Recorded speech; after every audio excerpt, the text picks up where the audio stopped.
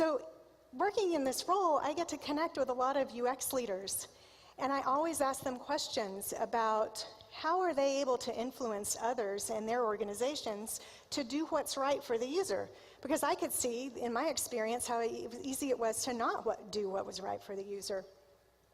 And I thought, after all these conversations I've had over the last 20 years, now would be a really great time to share that with other people.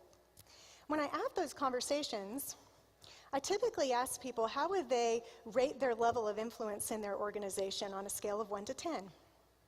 That rating has changed year over year, but the last year people have said generally around a 6 or a 7, and one company said a 9, which I was really impressed with.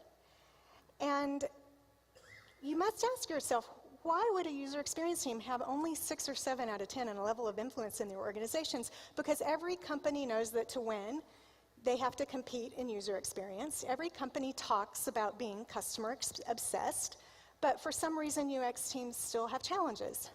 And so what I've realized in my conversations is that there are lots of obstacles to having influence.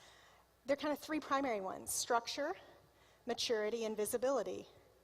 And let me walk into each one of these. Structure. So what I mean by this is, where does user experience sit in your organization? Is it sitting in engineering? Is it sitting in product? Is it sitting in its own business unit within these functions? Is it a centralized unit or a decentralized unit, or is it a hybrid version? Any one of these scenarios can influence whether you have an enormous amount of influence or less influence. Maturity also plays a role. All organizations have some level of UX maturity. To what extent is your company truly customer obsessed? Like, for example, does the CEO actually go out and have customer visits or not? And if the company's not truly customer obsessed, it can be more challenging to have influence.